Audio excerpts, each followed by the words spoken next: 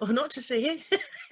We're just doing our early faff, and it will disappear. And yeah, when it comes to it, it will be nicely trimmed, and we won't look like idiots. But good morning, good morning, Gidge. Thank you for joining me again. That's fine, Claire. On this fine, windy and grey old day. It's really windy out there, isn't it? It is. I went out to do the bird feeders, and it felt quite warm until the wind blew, and then I thought, that's really cold.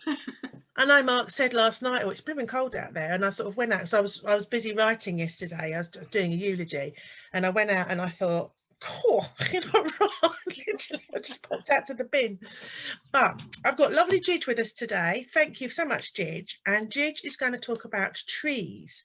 Now, Gidge loves a tree, don't you? I do love a tree, yes. You do love a tree. So Gidge is going to talk to us about woodland management, spiritual connection with trees, and her own connection with trees, and a bit of tree lore.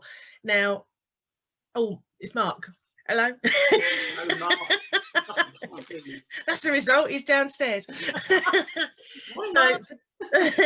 So for those of you that don't know, Gidge spends her Mondays messing around in woods with boys. And I thought we need to find out more about this. So not the smutty version, Gidge. So tell us about your Mondays. My Mondays. Well, unfortunately, recently they haven't been happening, but we're due to start again. So I volunteer for Kent Wildlife Trust, and I don't go and help in the shop or anything like that. I go and do estates management work on a Monday, which means that I am in the woods with a whole load of blokes, and there's only me. And our team leader is now a woman, thank goodness for that.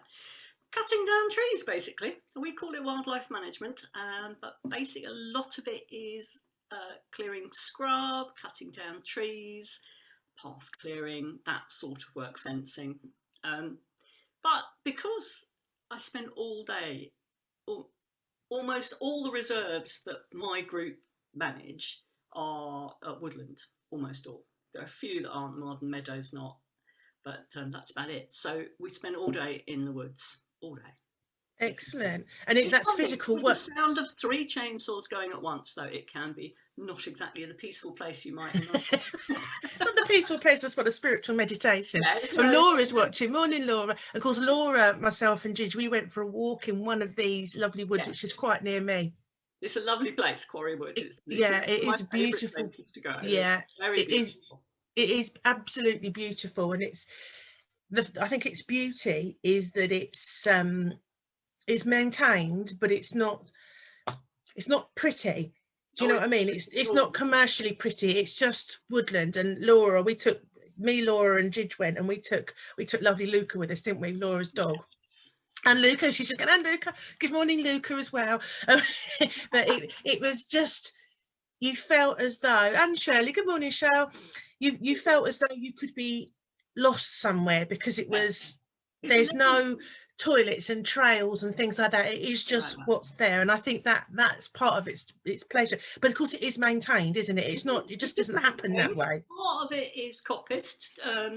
They're coppicing now, well, just finishing. Obviously there's a season of coppicing, when have to finish when the birds are nesting.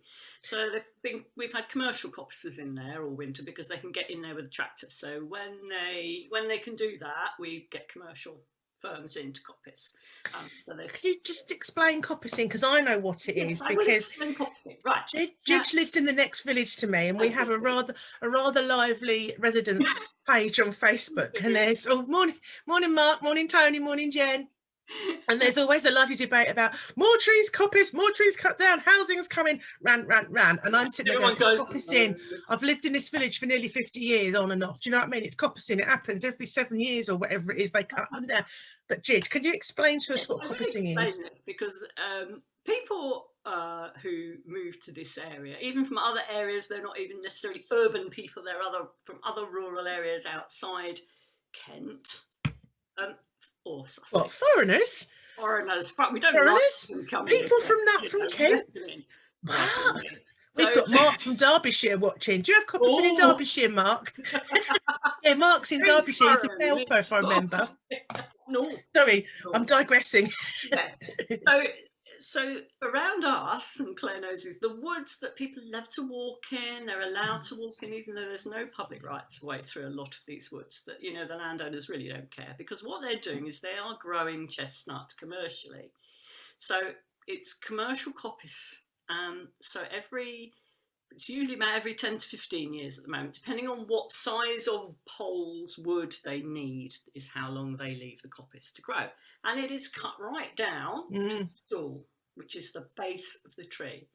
It's savage, isn't it? Yeah, it looks terrible. People are just outraged by this. But the fact is, those stalls, the part of that tree, will last for much, much longer than a tree would. So some of those coppice stalls, particularly if you're looking at coppiced hazel, are hundreds of years old, and they've been managed in this way for centuries. This is how man manages woodland. And those chestnut in particular regenerate so fast that in a year the shoots will be above your head. Yeah. It is astounding. But what it does is, of course, it opens up areas to sunlight. And that means you get a big diversity of undergrowth. Because when the trees are tall, there will be virtually nothing under them. Nothing. There's just the trees. Nothing wrong with that. But there's no brambles, there's no flowers, there's no bluebells, there's nothing underneath them. If you coppice them, then you get an understory. And understory vegetation is incredibly important for wildlife. You know, you get flowers for bees, you know, small mammals, which means that there's foxes, there's birds of prey, that, you know, the whole ecosystem revolves around this rotational coppicing of the woodlands. And it's something that man has been doing for forever. How long is it? Is it that old? I mean, that's it's a way people have been managing woodland. Well, probably people have been managing woodland since man first came to Britain in larger numbers. So was that Dave and Steve? Once the ice from our text the other day. once the ice retreated and people were coming into Britain in the Mesolithic, they were hunter-gatherers, but they weren't hunter-gatherers in that they would just be, you know, tromping through primeval forest looking for deer. That's not quite how hunter-gatherers work. And a lot of the time they will be managing the woodland in order that herbivores would be grazing where they wanted them to, where they could then easily hunt them. Oh, okay. So they'd chop bits down. So they would create clearings, because obviously clearings, you get grass growing. The deer love that, especially in the evening. Okay. You know, so then you know where your prey will be. So no, it hadn't occurred to me that. Yeah. So man is part of nature. This is also what people forget. Is that, you know, all this, we've done these terrible things to the planet. Well, if we didn't have a vast population and we still lived within the carrying capacity of the land, we are part of nature. Yes, definitely. And so what we do to woodlands is part of nature. And people forget that as well. It's part of the cycle. I mean, it goes to show that people get so antsy when they see them cut down, because these trees that have got to be 30, 40 foot, oh yes, they're huge. They're cut down to sort of stumps, you know, and it's Mark's saying, yeah, Northerners, Mark from Derbyshire. It shows how much land has gone, that the fear every time that people who don't necessarily understand the coppicing thing, especially like people from, you know, people that haven't grown up with it, every time they see these trees cut down, they are terrified that it's more houses. They're terrified that there's even more burden on our struggling infrastructures and just green land going. But I think I look at it and I can see, oh, it's coppicing, because I recognise the shape that they leave. If they were going to grubbed up the stumps, then it's coppicing, isn't it? You know, if they're going to clear the land, they've grubbed it all up. Yeah, and I think they've pulled a few stumps out up there.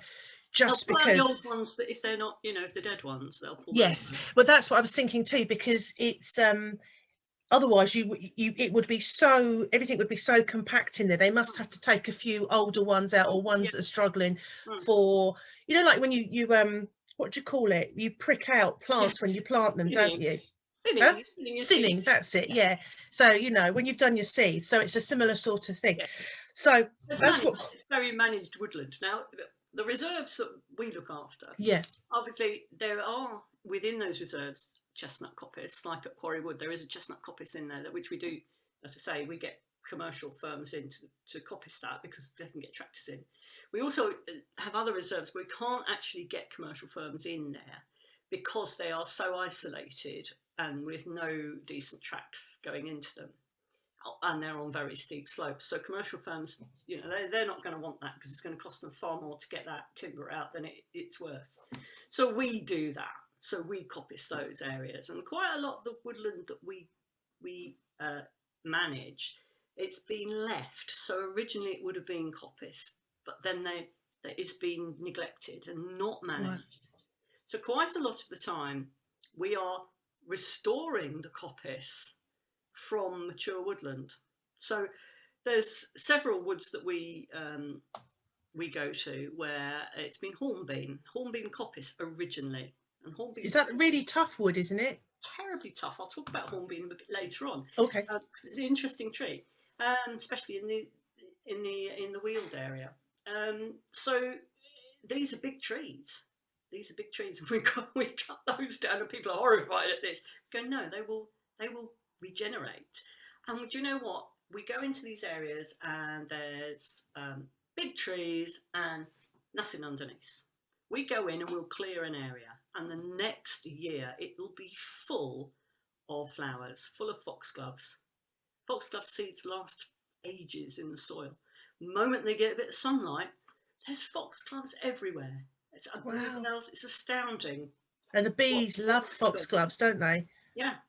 You know, in the summer, you go past foxgloves and you just hear this drum, and it's all these lazy little pollen and nectared up bumblebees wiggling around in them, and it's beautiful. And they wouldn't be there if they weren't coppice, would they? No, you wouldn't get that if it wasn't coppice to let the light in. Now, the other thing is, of course, that this is mimicking as well what happens when you have herds of large herbivores.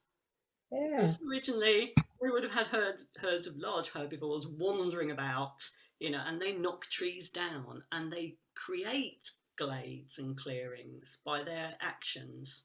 And pigs will root up the soil and root up seedlings to keep those glades open. And we've lost so many wild animals, like the wild boar and lots of deer. I mean, there are a few. I mean, we've got a deer park nearby. We're really lucky where we live, aren't we, Gidge? Yeah, but there are wild deer around, particularly in Sussex. There are some obviously in Kent as well, but we don't get them here because it's a bit too near Maidstone, I think. Yeah. Occasionally you will, but not that much.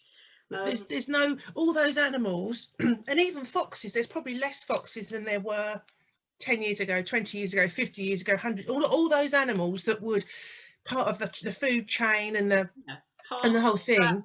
That woodland management, by their own actions, they are managing the woodland, for their own benefit. Yeah. But there are plans, particularly in Blean, and those of you from foreign parts, Derbyshire or whatever, Blean's a huge area of ancient woodland in Kent. Yes. It's marvellous, absolutely Blean Woods is lovely, isn't it? Managed by a variety of different organisations. So it's managed by the Woodland Trust and Kent Wildlife and the RSPB, all have bits of it. And it's managed as parts are commercially coppiced, parts are left to regenerate. But what they're doing is very exciting. It is very exciting. There's a rewilding project in the Blean, and they're going to reintroduce European bison.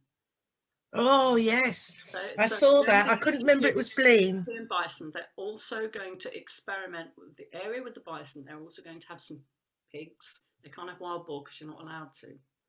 Why's that? They're around. We know they're around here, but why are they not allowed to have wild boar? Are they too dangerous or something? Yeah, because they're now treated as an introduced species, so they can't do that. But what they can do is they can release what they call Iron Age pigs, which are the Tamworth bred with, I can't remember what, but they are very similar to the Iron Age domestic pig. Okay. So we're going to introduce those into the woodland as well. We already use ponies and Highland cattle a lot on reserves and other cattle to manage the undergrowth in a more natural way. So it's the diversity of the ecosystem, basically, isn't it? Diversity diversity of species that encourages. And then each in their turn will give something to the other animals, and whether they nibble at this tree and get that down so that more of these can come along. Old black spot, Mark Creed's saying. Sorry? Old black spot. I don't think that was it. Yeah, no, that's what they're crossed with. Tamworth and Black yeah. Yeah. I don't think he was calling us that, but I think maybe he was talking about viral diseases in children. No. There is one, but it's not. No, I'm pretty sure he's talking about pigs. He seems a nice chap. Yeah.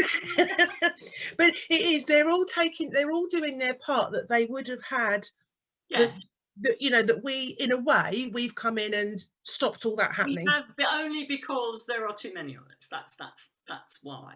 And we demand a more interesting lifestyle than living in a hunter-gatherer kind of way.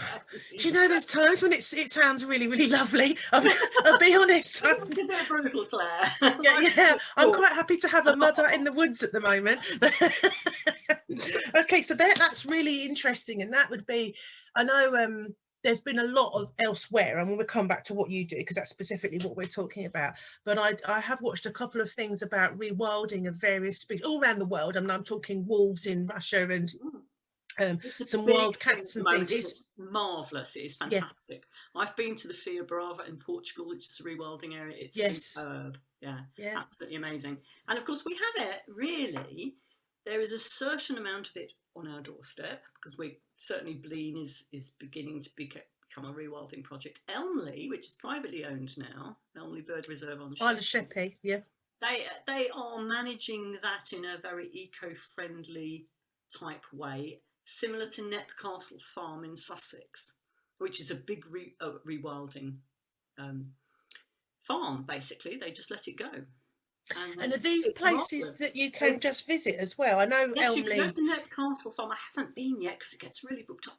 But they've got amazing things happening there just by letting nature take back over. They had a lot of resistance. There's a brilliant book on this, by the way. And I can't remember. I should have got it from downstairs, but I forgot to bring that.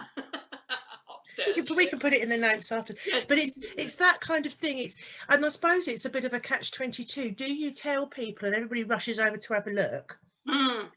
Or yeah, it's very managed. You can go and stay there, and they do like little safaris, and there are a couple of footpaths actually run through Knepp, so that you can walk along, and apparently you can see quite a lot because they've not introduced vast amounts of species. They just let it happen. And see what brings itself. And they've had amazing results. Just goes to show that a few years of just letting things happen. Well, we know this, don't we, from the first lockdown, how different it was. Yeah. Without cars and planes and just people. Yeah. The countryside did recover. And there were things like I heard stock doves in Quarry Wood, where I hadn't heard stock doves in there before. So what we haven't seen, I mean, I hear foxes all the time, and I hear plenty of owls, though only when a certain goddess wants to talk to me. Otherwise, then she does. The minute I started talking about flowers the week before, she'd gone. Seriously, the minute I researched those flowers, she'd gone. That's what she wanted, was the flowers. But one we haven't seen is hedgehogs. We haven't seen many hedgehogs. I haven't had a hedgehog in my garden for some years now.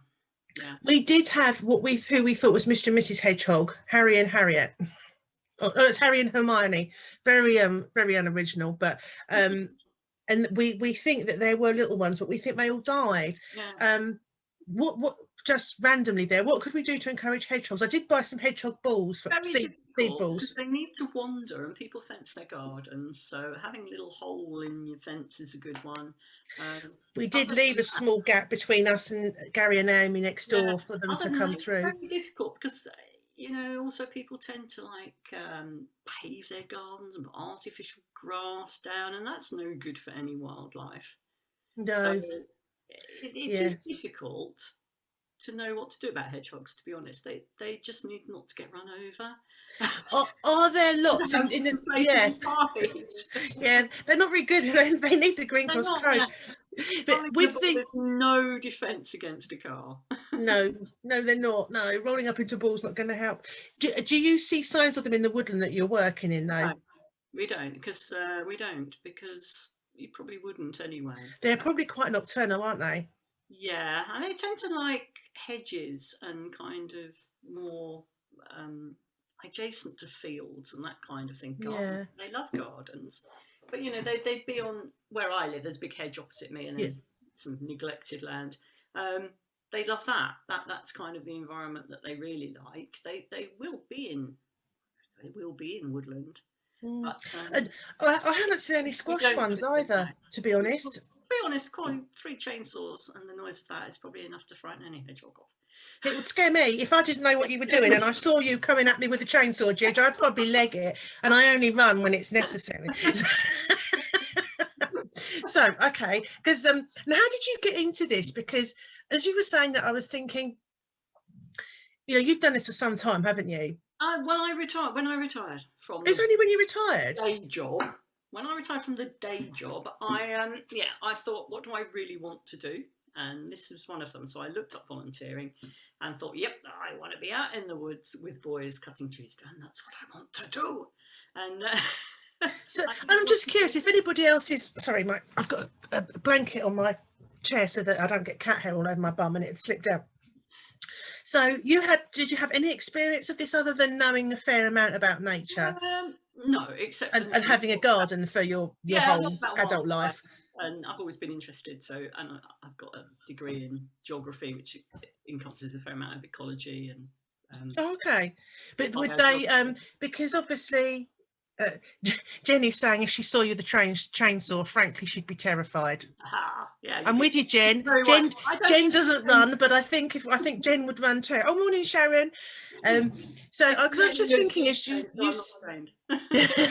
yeah, friend or foe? I was thinking about hedgehogs, and I'm thinking there must be, and lots of these things do need volunteers, don't they? To say, to come and be committed to working once a week, once a month, what have you. And a friend of mine and Jenny's volunteers with her dad at Samfire Hoe, and they just go, and they don't do anything because I mean that's sort of is that more heathland, isn't it? It's on the cliffs. Samfire Hoe is down at the bottom. It's where they tip the spoil from the Channel Tunnel.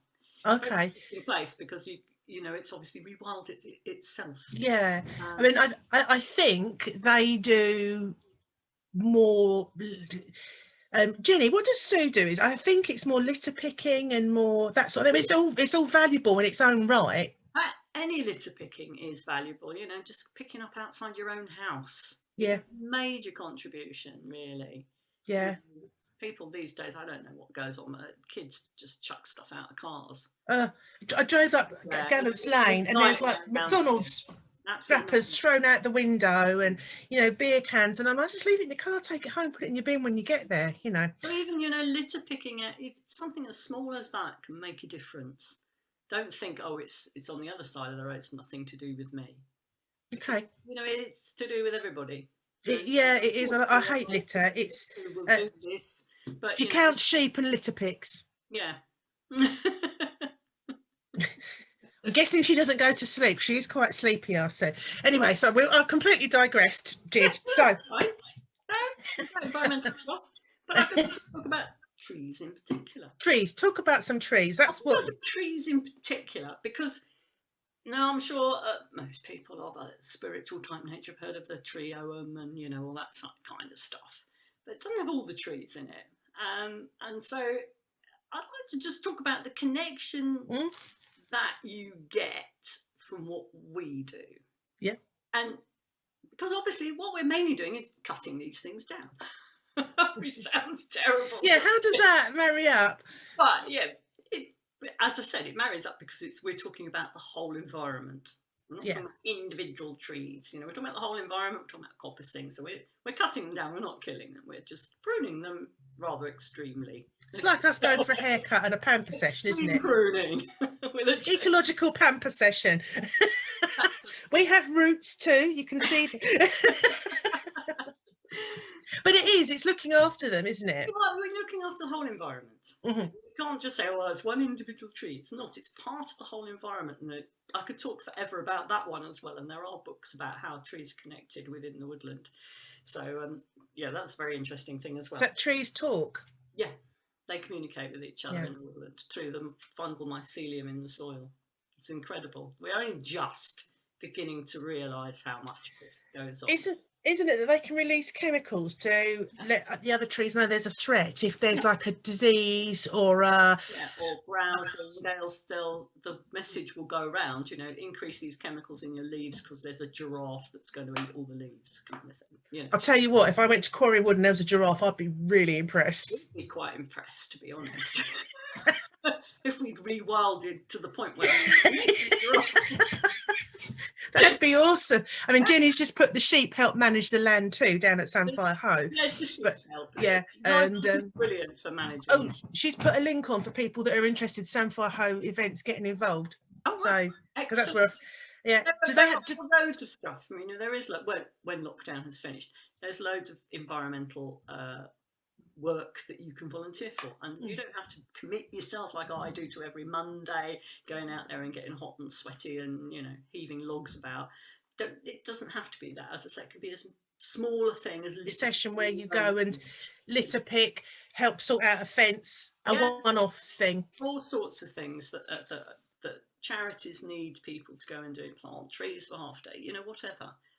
There's Hale Park Nature Reserve as well. So we've now got Bring Back the Native British Giraffe. You can tell who that's from, can't you? Is that from Glenny? Yes.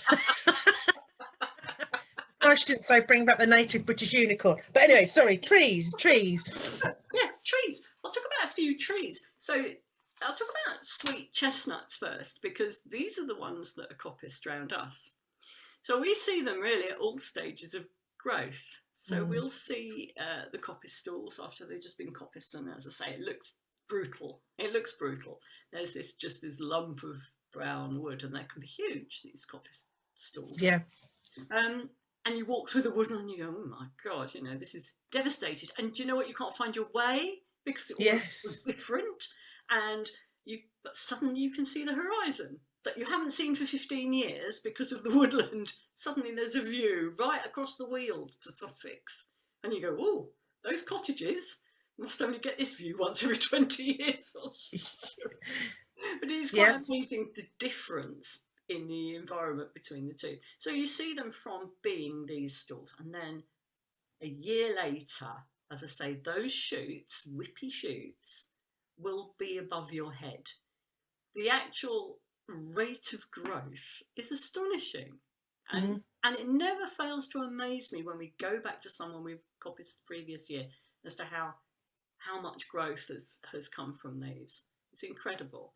So I love sweet chestnut from the fact that it's just so vigorous and just shoots up amazingly, and the great big leaves on it. And the other thing is, of course, that it's a very useful tree, so you can coppice it. So you coppice it at various intervals to give you fence posts, to give you building materials, to give you firewood. It is incredibly useful tree. Not only that, you let it get bigger, you have edible fruit, an incredibly nutritious fruit. I love chestnuts. Yeah, but they are incredibly nutritious, you know, and marvellous for wildlife. I have to say, it's introduced to this country. It's not native. Is it? Yeah, it was introduced by the Romans, who really realised what a very useful plant it was for building materials, etc., and also for the chestnuts. Because what you can do with chestnuts is you can grind them into flour. Yes. And you can make, and apparently they used to use that for soldiers, as the Roman army used to use that. So it was very important to them, and they introduced it here. There are obviously places in Spain where it's native, Spain, Italy, that sort of area. But it does very well. It does very well here. So I'm always amazed. So it's only been here about, well, it was the Roman invasion, 47 AD, one of them was. Yeah, 2,000 years. 2,000 years. It's pretty indigenous now, isn't it? Well, yeah, pretty much. Wow, that's amazing. I just assumed that it was an indigenous British tree. I mean, like it's got that status now, but I just assumed that it had been here. I didn't know that the Romans brought it. And if you let them grow, if one, you know, that's not in coppice woodland. They're amazing trees. They're huge. They can be huge and gorgeously fissured trunks, and they're really spectacular trees. So in lots of ways, we do like them. We often, sit around the fire when we're on a coffee break and say, "Well, aren't they amazing trees?" They're lovely, yeah. Like you say, they're very useful. They're multi-purpose as well, aren't they? Multi-purpose, yeah, and they're incredible trees. So, and I love the way from this chopped down sort of, really hacked back to, it's not hacked, obviously, it's done, with a degree of, purpose. And all of a sudden these really thin shoots just come up like that, don't they? And you can, and then they grow up in this stall, like you said, or they grow up and out from the stall, and before you know it, when you get the older trees, you can see the bubbling at the bottom, can't you, where different branches have been, where coppicing has happened before. But so sweet chestnuts. I love sweet chestnuts. So we do like them. And also, of course, if you're working in the woods in autumn, we always eat them too. Why are horse chestnuts called horse chestnuts, Gidge? Do you know? They're not edible. And that's why they're called horse? Yeah, horse as in course. It's the same word. Oh, okay. I didn't know that. I thought horses like them. No, well, they probably do. I don't know if it's good for horses or not. No, horse as in course. Don't feed your horses chestnuts, whatever you do. Yeah, so that's sweet chestnut. As I say, you won't find it in the Ogham or anything like that. Or, people don't go, "Oh, I love chestnuts." It's always oaks and beeches, isn't it? That people go, "Oh, yeah, I want to hug a tree, I'll go and hug an oak." But, these lesser trees, if you like, in the landscape are very, very important. And the other one of the other ones, I'm going to talk about three, is hornbeam, which I've just mentioned. Again, hornbeam doesn't get a mention in the Ogham either. It looks like a beech. Most people would think it was a beech. It's not. It's quite different from beech, really. And as I say, we coppice quite a lot of hornbeam because there's a lot of hornbeam in the Weald, which is, for those of us who are not from Kent, is the lowland area on the other side of the Green Sand Ridge going into Sussex, lowland, and then it goes into Highland. But it's mainly clay and ironstone. And it had a huge iron industry in the past, enormous. And much of the landscape is, in fact, kind of altered by the iron industry, although you never know it now because it just feels like there's endless woodlands and fields. It's very rural, particularly when you get into that was Roman too, wasn't it? Probably before Romans. Before the Romans started doing that. Romans knew about the iron here, so it was presumably used before that. But then Romans, and then it went on and on and on. Medieval industry, they made cannons out of the iron from the Weald, all this kind of thing.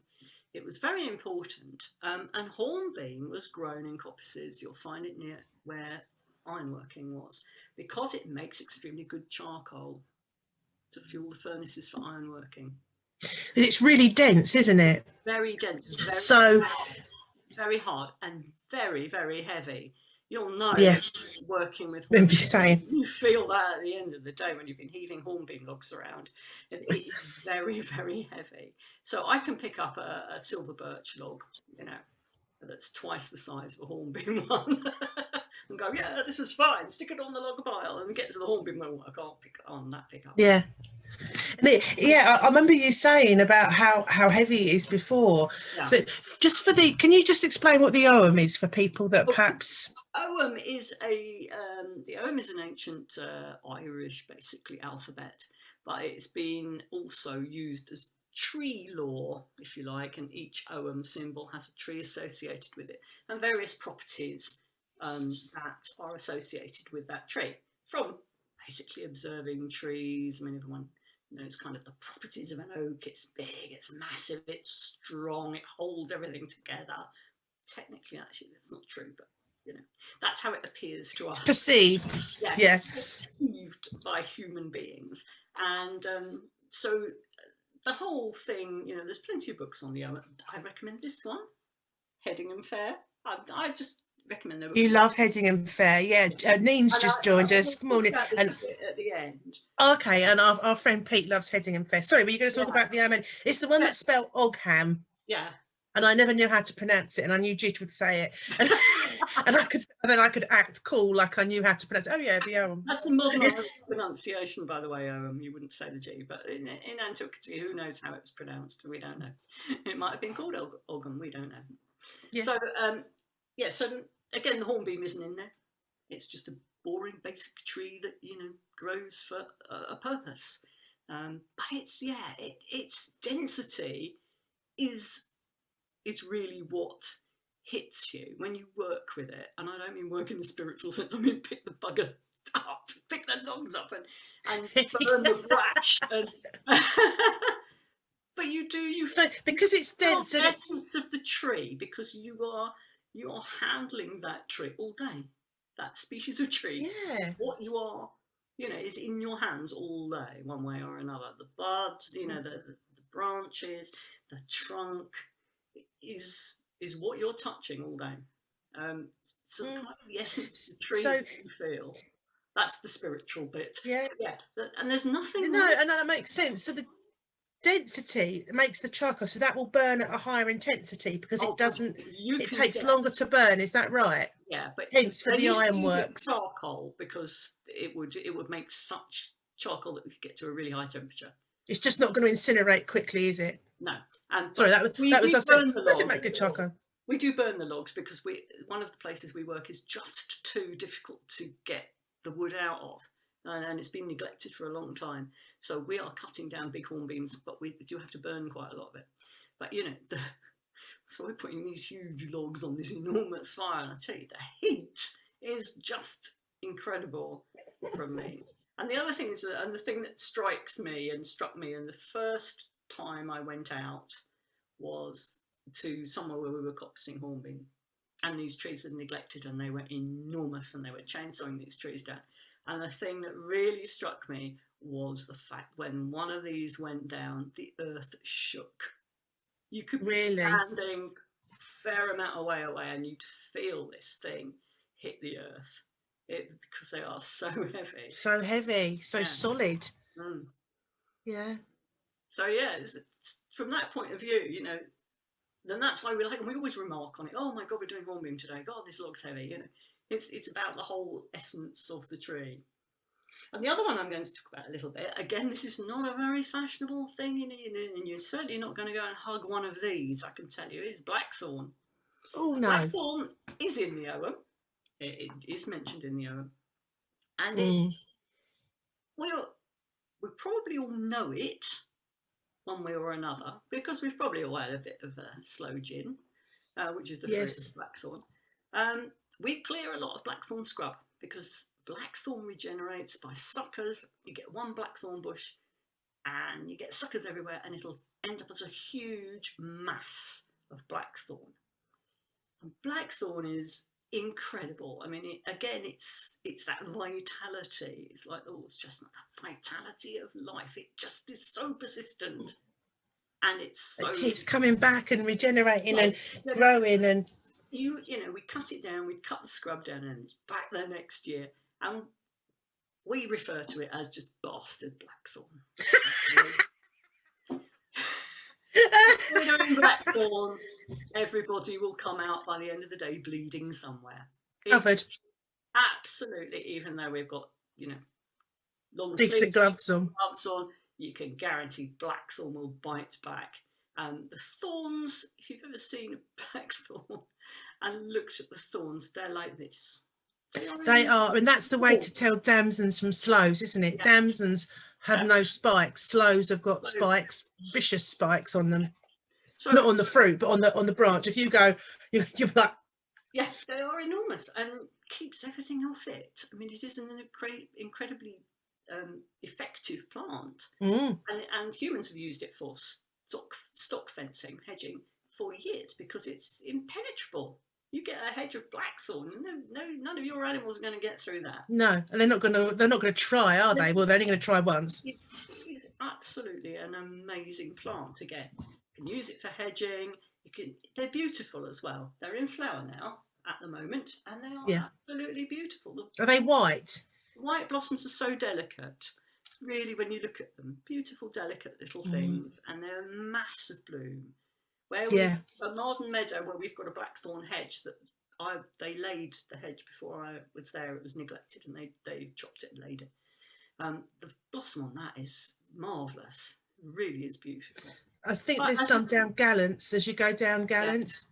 Yeah. It's a bastard plant because it will get you. It will get you. And the other thing about blackthorn is that the wounds fester. Oh. They do. They haven't quite worked out why, but you can guarantee that even if you've just got one little prick of blackthorn, there'll be a red ring round it the next day. So the answer is Savlon. Always whack the Savlon on when you've been, got by the blackthorn. They haven't quite worked out why, whether it's something on the thorns that the blackthorn produces, or whether it's just because it's such a good shelter for birds that, there's bird poo all over blackthorn. I'm going to say it's either got to be a chemical in the plant itself, or you probably get something on the spine, so it might be like a fungus or some bacterial. Yeah, especially if you've had birds nesting in there and pooing and weeing, because that's not, bird poo.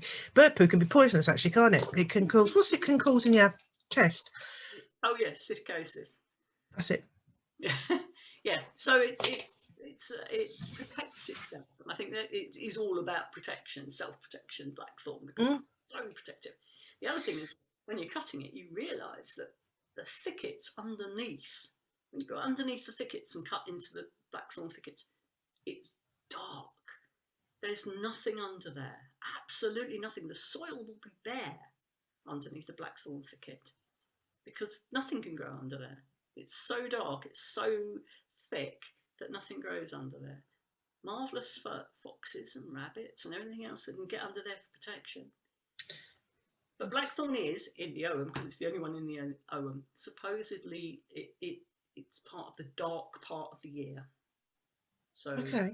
And it's called blackthorn, but all the thorns are black. So it's that sort of removing the light thing that goes on with blackthorn. And you only know this when you've been on your hands and he's chopping the thing down.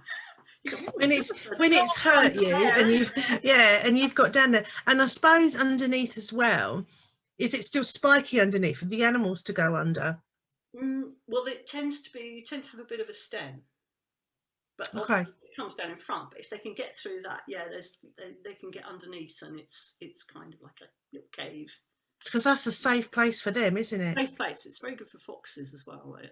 Yeah, who are creatures of the night. Indeed. Well, many of them are creatures of the dusk and dawn. Dusk, yeah. Crepuscular creatures. Duscular. Is duscular a word? Crepuscular. Oh, repuscular. Oh, yes. I thought you said duscular. I was like, I love that word. So that's kind of the three I wanted to talk about. That not very usual things to be interested in, but they're the ones that we are hands-on with quite a lot of the time. Yeah. Which makes, you do appreciate every characteristic of that plant or that tree, because you're touching it, you're cutting it, it's there. So I was going to talk a little bit as well about spiritual connections to trees, plants, how you do it, if you like. Now, I'm a very practical person, as you've probably realised, so for me it is enough to be in the woods and think to myself, have a little muse about the hardness of hornbeam, or the vitality of chestnut, or the bloody bastard thorns of blackthorn. All of that is a spiritual connection to that. Not hugging trees, Gidge. I do hug trees, but we do actually. And I'll digress a little bit, because obviously I'm out on one day with this bunch of blokes. All old. Yeah. We're all old. We're all retired. That's why we can go out and do stuff on a Monday. And they're all from all walks of life. The guys I'm out with, I think altogether there are about 12, 13 of us. We don't all come out every week, but we went to see a new site which is down at Chilston, and we've recently taken over Chilston Pines, and it's lovely down there. But there is a very ancient oak there, so we went on a kind of little jolly when we first took over these, to look at these 3 different sites that we were going to be managing, that we'd just taken over. And Matt, who was our leader at the time, went, "Oh, this is an amazing tree, this oak." And so we went to see this oak, And these are people from all walks of life. None of them are pagan. There's only me that's pagan, if you like. And we just stood around this oak. And there's just this moment where everybody just stands there and nobody's talking. Everybody's just like, wow. And looking at this magnificent oak tree. And, you know, they've all got that connection with trees. And you'll have those moments where where that happens. It's something to do with the earth and yeah. I suppose the age of it as well, isn't it? You're a bit pagan and go, oh no, I'm not snow. But nothing like that. But everybody can feel that, I'm sure, when they're face to face with some magnificent oak tree. But they're just so big. They've got to be that, you know, when you look up and you can't see the sky for this tree. Yeah, it's just magnificent, isn't it? And you can't fail to be awed by that. No. But, you know, everybody can build connections with trees. And I'll say, when I was working, many years ago, I used to commute from where I live now to Tunbridge every day. Now, the best way to get to Tunbridge from here is around all the back lanes. And I used to have trees that I looked out for at different seasons of the year. I had connection with those trees, never touched them, just drove past them. But there was, you know, there's particular blossom trees I'd look out for in the spring. There was a beautiful field maple that turned the most magnificent yellow in the autumn. And I specifically, over 8 years, I was doing this journey twice a day and backwards and forwards for 8 years. You get to know them. You do. They almost become like friends, and you kind of watch out for them. Go, oh, that field maple will be turning soon. That's very exciting. Doesn't have to be some deep, you know, spiritual, go and do a ritual by a tree, hug one. Doesn't have to be that. It's about looking at the trees that you can see and just following them, just looking at how they change throughout the seasons, and everybody can see a tree, whether it's from your flat, or whether it's on your walk to the shops, or you drive somewhere that you do regularly, you'll see trees. And it really is all about noticing them. And from noticing them, you might go, God, you know, that tree's really beautiful. I wonder what it is. And go and look it up. And go and maybe, you know, is it in the tree? You know, everything's available on the internet now. What folklore is associated with that? And definitely kind of building your connection or knowledge really is about trees that way. And it is a connection is knowledge, isn't it? And knowledge is connection. I mean, there's one, I used to work in Cranbrook, and as you go, you know where the Stylebridge pub is? Indeed, very well. There's one in the field just before you get to it, coming from us. And I think, has it been struck by lightning, I think? And do you know the one I mean? I do, yeah. And it's sort of half of it's fallen. And I can remember thinking, oh dear, as I went past. And then there's a little shoot come up, and then another one. And I drive past thinking, oh yeah, look, it's coming back. It's coming back. I'm sure it was struck by lightning. I think, unless I've made that up, I'm sure it was. And I remember watching that throughout the year, and it wasn't a good place to stop, because I would love to have gone and taken pictures. I mean, that's a bit of an accident-prone place there, but I would love to have stopped and taken pictures of every season, because then it would, you know, flourish, and, you know, in the spring and the summer, and then it would turn, the leaves would turn gold in the winter, and then it would be all stark again. You'd think, is it coming back? Is it coming back? And then all of a sudden you'd see the coming back up, and you know exactly the one I mean, don't you? And I'd love to have taken photos of that throughout the year, but yeah, just not the best place to stop and take photos. It's enough that you noticed it, it meant something to you, you looked out for it. Yeah. Oh yeah, it's like a landmark. Oh, what's it doing now? What stage is it at now? Yeah. That, you know, there's no big deal about spiritual connections. You don't have to make it a big thing. The thing about trees is they're here, they're everywhere. You know, unless you're in the middle of a city, you know, and I worked in London, in the middle of the city, London, right, literally opposite the HMS Belfast. I used to work there, and beautiful plane trees, London plane trees in front of the building on the Thames. You know, so even there, where it's a bit of a concrete jungle when you go to the other side, but even there are trees. Even there. You can walk round at lunchtime and go, oh, these trees are lovely. By the Tower of London, all trees. Yeah, Everybody. it is. And you do, I was thinking about, you do have favourite trees. I mean, I certainly have a favourite tree. Um, I can remember when, it was actually 5 years ago yesterday, um, purely because we knew where we were and we were talking about it on a family Zoom. 5 years ago, we were away down in the Ashdown Forest.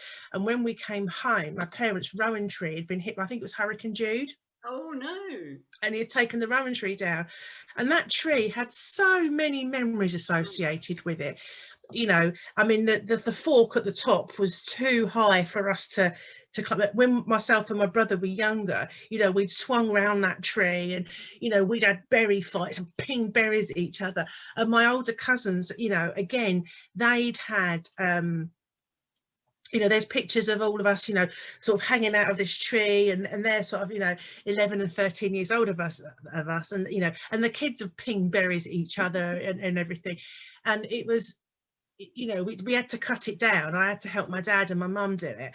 But what was really beautiful, because we were already quite sad about this tree, was that Graham, my cousin, he'd taken some of the berries and planted them, and he's now got them grown in his garden as a Oh. tree. So he gave us a cutting. So my mum and dad have now got a little rowan in a cutting that, you know, that is now growing up. So it's like the grandbaby of this rowan tree that we've got it back. But my other favourite tree is our yew tree. You know, the yew tree I mean. And this is I don't know what it is about that tree, because Mm. there's another smaller yew tree further back. This is, it's on this one, Windmill Mound, isn't it? Yeah. Well, they And used to some, be two big ewes, didn't there? But one got destroyed.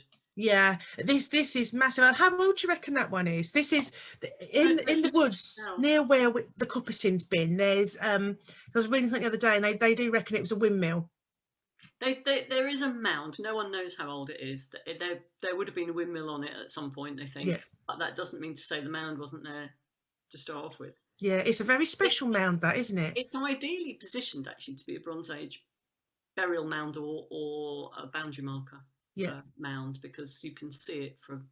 top of the hill, isn't it? Yeah, it's at the top of the ridge, and you could see it probably from Sussex actually, because when the ridge in Sussex is, you can see that from there. Yeah. So it's from the other ridge right across the Weald. If there was Mm. nothing on that land, if it was bare, which it probably would have been, it would have been heathland and grazed, it wouldn't have been woodland, you would have seen it. Like you've got all the Right. mounds on top of above the long man at Wilmington, haven't you? You've got lots of burial mounds up there, and there just feels something on that. Mm. I've got a feel for that. But this yew tree there is just, it's just, I mean, I have been known to hug that tree, I'll be honest. But I read how you can't get your arms around it. It's with the yew tree, it's the circumference it gives an age, isn't it? Well, it's difficult with yews because they tend to hollow out from the middle and then shoot up from the sides. They just Yeah. regenerate. Again, a plant that really will regenerate from the outside. It's very odd, yew. It just It follows. is, isn't it? Because there's that massive yew tree over in the church. That's Sussex Way. Can't think what it's called. It's one of the oldest ones in England. Right, yeah, because the one at Lewes is really old as well, older But than in the churchyard. it's older Oh, I'll than have to have a look. But this one, we come back from. I want it Crowhurst. where? Crowhurst. Oh, Crowhurst, yeah. I think it's there, and you know, Mark, who's 6'3" and he's not skinny, he could get in it. There is, you know, it's that hollow, you can actually stand it, but it's still complete tree, and it's amazing. It's like an empty bulb, isn't it, at the bottom? Yeah, and then the shoots coming up there on the Yeah, outside. yeah, it's amazing. Jenny's saying I have a pear tree in my back garden where I pour my libations, and I love watching the starlings feed on the pears. Watching the tree the year round is amazing, and some daffs have popped up in the exact place where I have left more offerings, and it really feels like I was left a bouquet. Oh, that's nice, isn't it? So Yes, what's your favourite tree? my favourite tree. I don't think I have a favourite tree. Oh, you mean an actual tree? Well, I do like the ones I took you to, which are all Yes, they are beautiful. in Quarry Wood. Also, there's a big beech which I showed you in Quarry Wood, which Yeah. is very lovely. Although it's got a lot of bracket fungus at the base of it now, so it's probably at some point just going to keel over. That's a shame. Again, that's an interesting tree because that's where if we're working in quarry wood, that's always where camp is. That's always where we go and eat our lunch, under that tree. It's how you get those connections with something that so it's isn't this tree, and is it's living, very but majestic, and it's right by the track. But for us who've worked there, it's more than that, because it's where we've gathered. yes, it's a point of gathering, isn't it? Sat there, chatted, you know, had our lunch, Yeah. each other, just generally connected with each other. I mean, I know I put a picture up earlier in the week of Gog and Magog at Glastonbury, and I can remember almost being in tears when one of those trees went up in. I think they're 2,000 years old, they reckon, don't they? But yeah, trees do. Trees die. Trees keel over for no apparent reason. Beech trees are particularly good at that one. And when they've gone over, you think, how can such a huge tree have been held up by such a shallow root plate? It's incredible. You look at it, you know, the roots don't go very deep, especially around here, because a lot of, like, quarry wood is exactly what it says. It was a quarry, so the soil depth isn't huge in places. No, because we've got an awful lot of clay as well, haven't we? Yeah, we got clay and sandstone and chalk. Yeah, we've got chalk. not here. Not here. Just checking. Sand. Yeah. Oh no, yeah, it's fascinating, isn't it? And then of course trees die, well, they fall over, die, but then you get the progression of fungi as they decompose. And again, in quarry wood, there's some really good old trees that have fallen or snapped off, and that are covered in fungi every year. And that sort of, you know, that's beautiful when you see them sort of rotting and decaying, because it's all coming back down into the earth, isn't it? And all that goodness. And as I always think, and especially like the oak, their bark looks like a real gnarled skin, like a lizard skin, doesn't it? Or dragon skin. It is warm. It is warm because it's cork oak. Cork is, you know, insulator. Well, they're all a bit like that. They insulate it, so you put your hand on it. It's your own body heat you're feeling, but it's so insulated. Yeah, I suppose it is, isn't it? And it's like you say, it's sort of reflecting your heat back at you, but probably taking it in. And you put your hand on a beach, it's cool. It always feels cool. Yeah, I'm gonna have to go and touch some trees now. Go and touch some trees this weekend. Yes. Yeah, but we planted a little cherry and a little apple out the front last year, but they're doing well. We found a spare bit of land out the front. Technically it's not ours, but there was an apple tree there that died. So and that was a glorious smell when we burnt that. It was completely dead and covered in fungus. But yeah, we've replanted. We've said where there was one tree, there are now two. That's always good, isn't it? That's always good. If you can, plant trees, small ones. Even, you know, most gardens will support a small tree or two. Yeah. And there are small trees around that you can use, and you know, they don't have to be native species. Anything. What sort of trees would you suggest for that? Oh, well, I have in my garden, looking out of the window, I have a crabapple in the front garden. Yeah. I have a rowan tree, which is on a dwarfing stock, so it's not enormous. Well, they can get big, can't they? Yeah, and I have a Crataegus brunifolia, which is a type of hawthorn, but not native to this country, which is a very lovely small tree. So, you know, that's just in my front garden.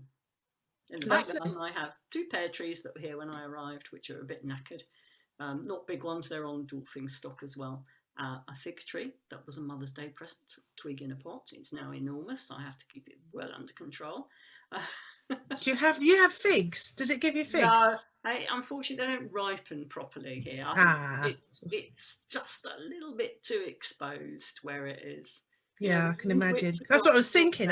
You've never said I should be along for figs if that's the case. The wind whips across the north down between the houses, you know, where we are. It just comes straight through the houses, and that's like That's what I was thinking, because they're sort of Mediterranean, aren't they, figs? Yeah, if you get it in a walled garden, it'll produce edible figs, or somewhere just a little less exposed than the green sand ridge.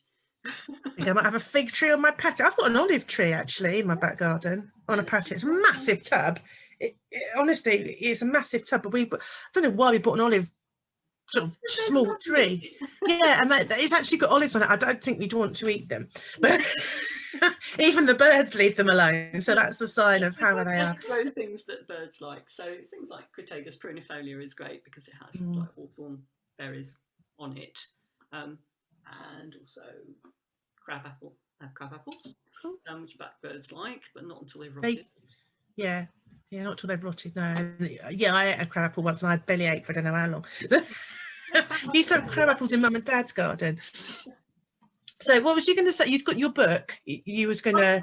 You wanted to just not Gidge's book. Gidge didn't write it, although she's writing a book and she is awesome. But yeah, I'm writing a book, but it's not about trees. Yes, this. Are there trees in your book though? Yeah, kind of. Of course there are.